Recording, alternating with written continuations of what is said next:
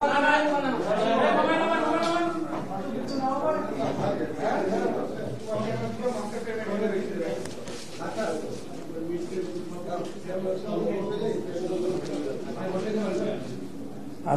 কোরিয়ার রাষ্ট্রদূত এসেছিলেন, আমাদের মহাসচিব তার সঙ্গে কথা বলেছেন, আমরাও ছিলাম।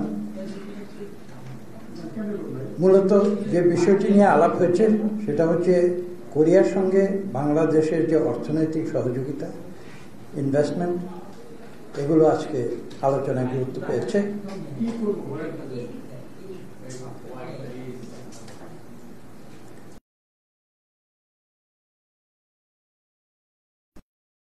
দেশের বর্তমান পরিস্থিতি নিয়ে আলোচনা হচ্ছে, ছাত্র বিপ্লব, সেই বিপ্লব নিয়ে আলোচনা হয়েছে, বাংলাদেশে যে পরিবর্তন হয়েছে সেই পরিবর্তন নিয়ে আলাপ হয়েছে। বিগত 17 বছর যে দুর্নীতিতে এদেশ শুধু ছেয়ে গিয়েছিল তাই নয়, এদেশের ব্যবসা বাণিজ্য যে ক্ষতিগ্রস্ত হচ্ছিল সেগুলো নিয়ে আলাপ হয়েছে, এবং ভবিষ্যতের যে সম্ভাবনা রয়েছে কোরিয়ার সঙ্গে বাংলাদেশের যে অর্থনৈতিক সম্পর্ক।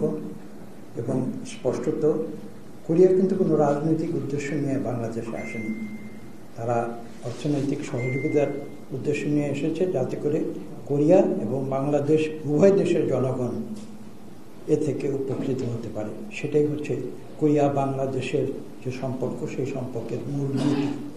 এবং আমরা সেই নীতি অনুসরণ করেই কিন্তু আমরা দুই দেশের মধ্যে অতীতেও সম্পর্ক বজায় রেখেছি, এবং আমরা কথা বলেছি যে ভবিষ্যতে যদি বাংলাদেশের জনগণ বিএনপিকে এই দেশ পরিচালনার দায়িত্ব দেয়, তাহলে আমরা বাংলাদেশের মানুষের তথা কোরিয়ার মানুষের যে স্বার্থ, সেই স্বার্থ সর্বাগ্রে বিবেচনায় নিয়ে আমরা উভয়ের মধ্যে সৌহার্দ্য বজায় রেখে আমরা উন্নয়নের পথে এগিয়ে যাব।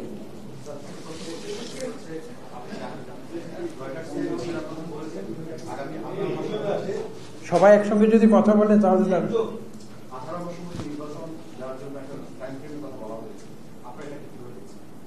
কোরিয়ার রাষ্ট্রদূতের সঙ্গে এইসব বিষয় নিয়ে আলোচনা হয়। প্রশ্ন করবে,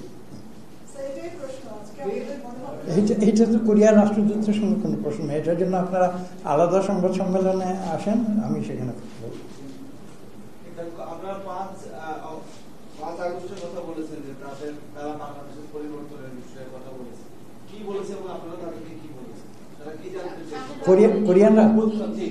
কোরিয়ানরা কি বলেছে বা তারা কি জানতে চেয়েছে সেটা তারা বলবে আপনাদের।